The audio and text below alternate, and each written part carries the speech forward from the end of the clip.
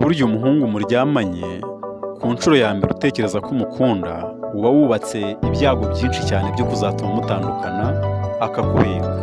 Niyo mwaryamana muri gutegura ubukwe, hari ibyago byinshi cyane bishobora gutuma mutandukana. Kubera iki? Iyo uryamanye n'umuhungu ku nshuro ya mbere utekereza ko uri kubaka urukundo, hari ikintu agusomamo. Icya mbere, aratekereza ko utazi kwifata, kandi uko ubyemeye bisobanura kubyemerera n'abandi. Kandi nawe mukobwa gira amakenga, uriya muhungu uguhatira kuryamana mbere y'uko mushyingiranwa, ibyo bisobanura ko ashobora kubihatira abandi, ashobora kuba yarabikoranye n'abandi, kandi nta gihamya ufite cy'uko atazabikorana n'abandi.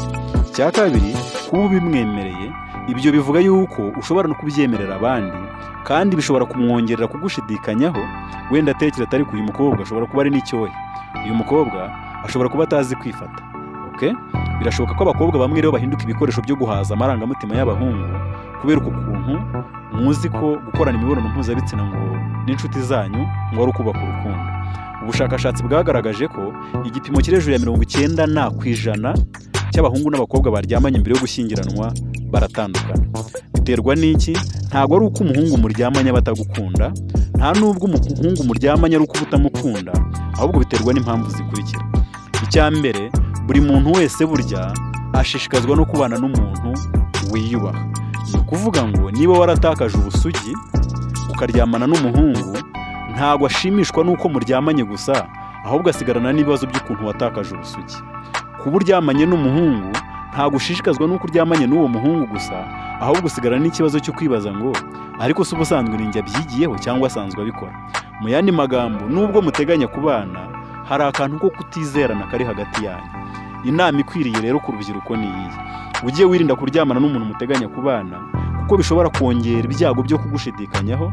Icya kabiri, ujye wirinda kuryamana n'umuntu muteganya kubana, kubera yuko ushobora gusanga adateganya no kubana nawe, ahubwo ari ikintu yagushutse kugira ngo umwemerere mujye mwiryamanira gusa. Ngaka akaga gakunda kwibasira abakobwa, noneho rimwe na rimwe ugasanga abakobwa bafite amarira avuga ngo yarampemukiye, ariko ubuhemu yamugiriye ugasanga nuko yanze ko babana kandi barajyaga baryamana. Ukagira ngo hari kwemera kuryamana n'umuhungu ni ikiguzi uba urimo kugura tuzabana. Uriya muhungu muryamanye kubera kuri kugura tuzabana, uriya muhungu muryamanye kubera ko umaze kumumenyera no kumwisanzuraho, uriya muhungu muryamanye kubera impano nyinshi amaze kuguha, uriya muhungu muryamanye kubera ko amarangamutima amaze kukubana menshi, ntabwo iteka atekereza ko muzabana, kubera ko ashobora kubigusezeranya kubera yuko azi ko aricyo kiguzi gikenewe kugira ngo wemere ko muryamana.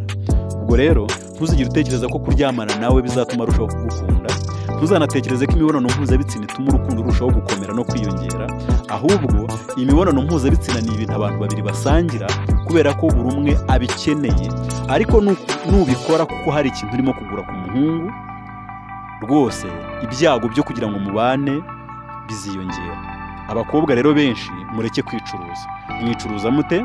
Uburyo bwa mbere, hari abakobwa bahitamo kwicuruza kugira ngo babone amafaranga bakomora ku mibonano mpuzabitsina bemeye gukorana n'abagabo.